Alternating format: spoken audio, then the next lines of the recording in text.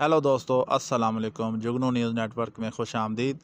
दोस्तों, पाकिस्तान तहरीक इंसाफ पीटीआई के सीनियर नायब सदर शेर अफजल ख़ान मरवत का कहना है कि कल हम इमरान खान से जब जेल में मिले तो खसूसी तौर पर तंजीमी मामलों और केसेस पर गुफ्तगू हुई। शेर अफजल मरवत ने कहा कि मुलाकात के दौरान सबसे पहला मामला जिस पर गुफ्तगू हुई वो चेयरमैन पीटीआई की नामजदगी थी। उन्होंने बताया कि मुलाकात में बैरिस्टर गौहर थे, मैं था, उमर नियाज़ी थे और अली ज़फ़र थे।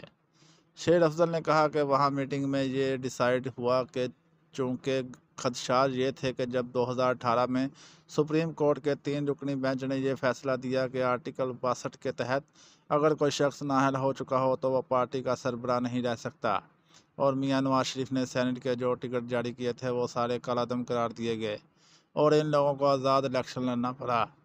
लिहाजा हम समझते थे कि हम दो तरह से ट्रैप होंगे, या तो ये बदले का निशान लेंगे या दूसरा ये कि किसी भी स्टेज पर ये कह सकते थे कि पीटीआई ने जो टिकट जारी किए हैं वो मुतनाज़ा हो गए।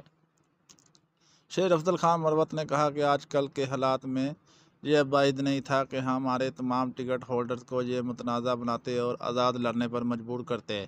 खान साहब के सामने ये इशू लाए गए तो उन्होंने बिना कोई वक्त ज़ाया किए फ़ौरन कहा कि इंट्रा पार्टी इलेक्शन में जाएँ। शेर अफजल मरवत ने कहा कि ये जो कानूनी ज़रूरत है ये मजबूरी की हालत में है। इस सवाल पर कि इमरान खान ने कहा कि बैरिस्टर गौहर को चेयरमैन पीटीआई नामजद कर दें, शेर अफजल मरवत ने जवाब दिया कि ये इसी वक्त ही फैसला हो गया था। उन्होंने कहा कि इमरान खान ने बैरिस्टर गौहर के नाम की हद तक ये कहा था कि नाम आपने कल 2 बजे अनाउंस करना है। शेर अफजल ने बताया कि यह फैसला भी हुआ कि इमरान खान की फैमिली का कोई शख्स इंट्रा पार्टी इलेक्शन में हिस्सा नहीं लेगा। शेर अफजल के मुताबिक यह भी फैसला हुआ कि डॉक्टर यास्मीन राशिद पीटीआई पंजाब की सदर होंगी और खैबर पख्तूनख्वा में अली अमीन गंडापुर सदर होंगे।